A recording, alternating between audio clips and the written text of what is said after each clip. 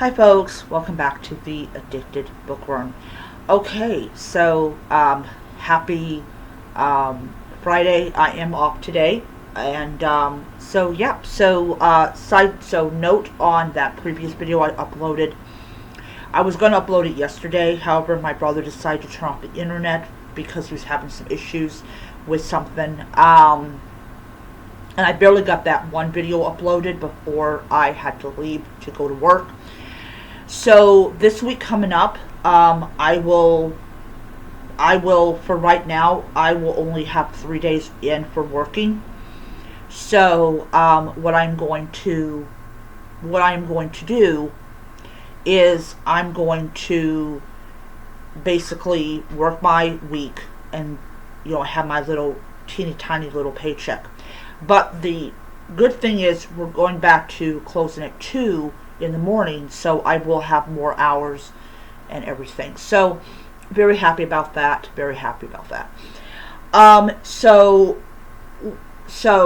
what I'm hoping to gain by using only this device for the whole summer, and don't get me wrong, I will still use my Kobo from time to time, is a better appreciation of what I had originally bought and not wanting the newest thing. And so I mean, one of my biggest issues, and I'll get to the TBR in a moment.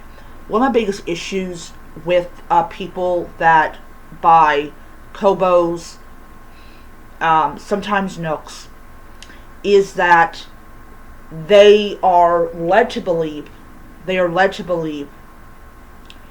that buying a different e-reader that's not Kindle, not connected to Amazon, is going to make them happy, and it ends up not. It just ends up being something that they bought and they're not happy with it. Now, that's not true for everybody. There are plenty of people that have Kobos, plenty of people that have Nooks that absolutely love their devices. I love all my devices because I bought them with my own money.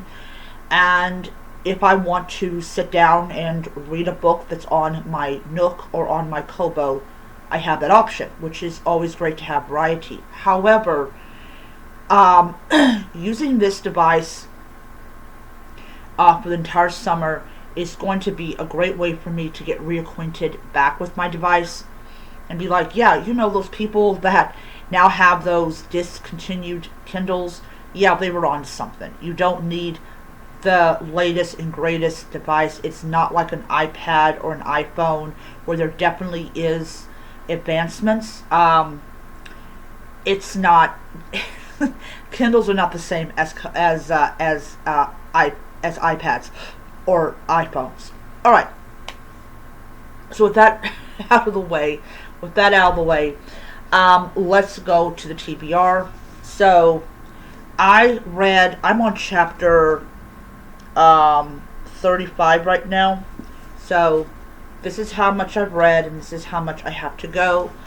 I'm going to say something. So I put this on my story graph, and I put this one and this one on as well.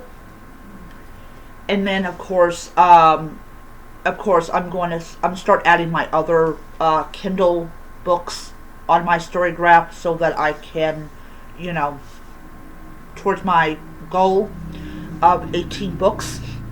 That was the original number that I did at the beginning of the year, was, hey, I'm going to read 18 books. Now,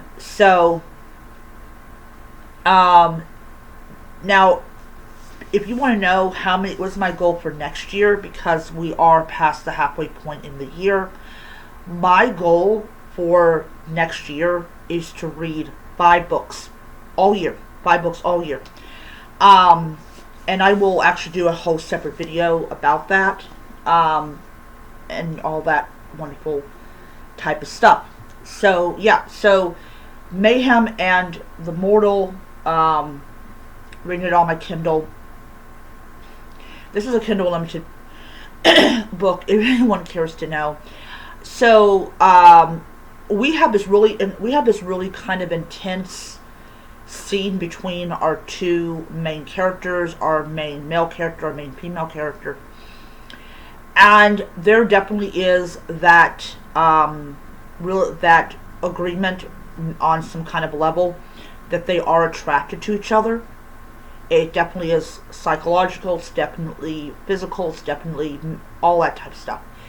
This comes from definitely the close proximity and all the stuff that these two have gone through, even when they're surrounded by other people.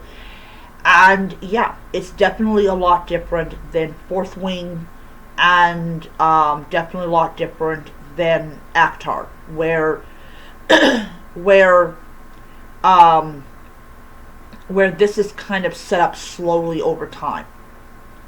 And this is what I really do like about this book, is that it's set up over time.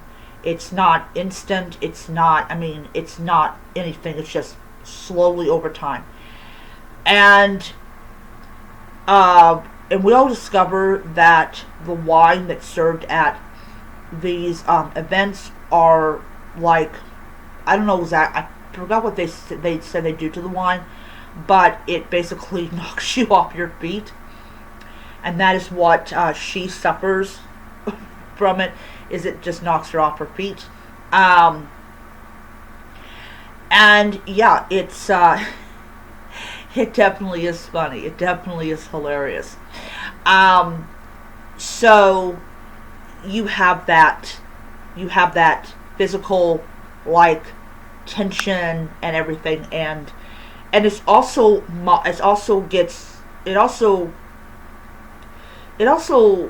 just kind of shows you that different authors approach the romantic side of fantasy differently than other authors, which is always good. It's always good to have a variety. It's always good to have, like, okay, how's the author going to turn this into a romantasy and all that wonderful stuff. Then we have the introduction to this tribe that I can't even pronounce their name, but they are made up of these individuals that have these very unique gifts, and they use them. Everybody almost dies. Everybody almost dies. Everybody almost died at the end of the story, with this raging river, and just you kind of hold your breath, and you're kind of like, please don't let anyone die. And yeah, they almost died. They almost died because of Mother Nature, and Mother Nature is real, no matter if it's in a fantasy book. And then we discover that the reason that Thane, if that's how you pronounce his name, is as powerful as he is that his father had magic, but he was a drunk, and he was really bad at using his gifts, and he was sold like property to the things called the guild. And he was trained how to properly use his magic. But there's also, I think it's Thane that has the tattoo. But it's this really big tattoo. It's actually, I believe it's this one. I think it's this one. I'm not exactly sure. But it might be, this might be the tattoo. And so it's basically, it indicates that you're a member of the Shadow Guild. And the Shadow Guild are people that are initiated, and they're trained on how to use black magic. And so he's got the tattoo, or yeah, I believe that is a tattoo. I don't know exactly for certain. But it really shows that, yeah, he's done some pretty bad things to a lot of people. All in all, I'm loving this book. This book is so much better than Actar. So much better than Actar. I am not ashamed to say it. It is better than Actar. It is. And that's a series I have decided I'm not going to continue. I'm DNFing the entire series. I'm just like, no. I did put a reserve for I believe it's the 6th book. However, when Amazon sends me that thing saying they can't get money from it, I'm just going to be like, yeah, I don't. I'll take it back. I'm probably going to go on my system and have it canceled. But yeah, this is just, I will tell you, I don't even know if I got this at Myers or at Target, but I'm enjoying it. I'm enjoying it. Now, here's my little problem with this. It's not with the book. It's with Storygraph. It says that I'm at 46% done with this book. If you look at this book, like, this is how much I've read. This is how much. It can't be 46%. It can't be. No. So I don't know I don't know why the computer is saying I'm at 46%. But yeah, this one is a little bit more realistic. This is at 54%. I've read this book, and I'm done with volume 2 of the book. And yes, definitely, it's the creature. Volume 2 deals entirely with the creature. And I read the rest of volume 2, and the Frankenstein creation decides that he's going to demand something out of his creator. And he's going to demand that Victor create a companion for him. So Frankenstein is by himself. He's the only one of his kind ever. And he basically says, you're going to create me a companion, a woman, so I can be with. And it just talks greatly about how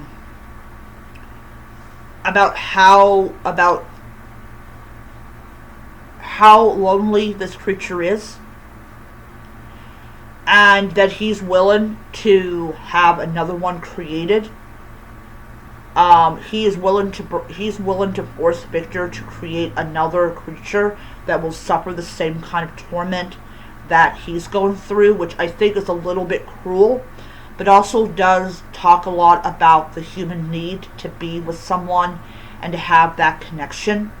So even though the parts that make up Frankenstein have been dead for quite some time, it's still a living, breathing organism that has thoughts and feelings and feels like the world has, or take it back, his creator has abandoned him. So he is willing to do anything to not be alone, even if it means cursing someone else to have the same existence that he's in.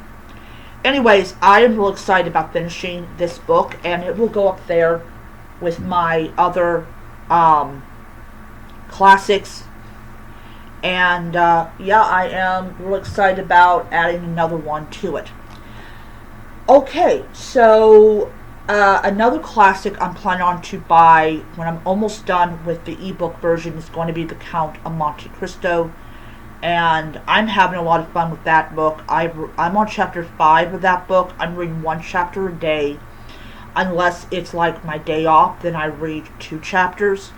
And right now, this guy is plotting Dumas's, or Dante's, yes, Dante's, where Dante's gonna go. So, I still don't quite understand why they decided to basically frame this guy for something he didn't do. And I'm reading the book and I'm thinking, I'm really confused by it. But we'll see what happens. I did read a little bit further when I was on my Kobo, and he was actually in his prison cell. But I'm really interested in getting back to where I was before.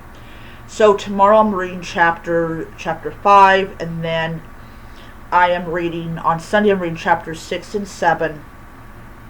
And we'll see where I'm at the end of the week. Okay, that's my video, and I will see you guys in the next one.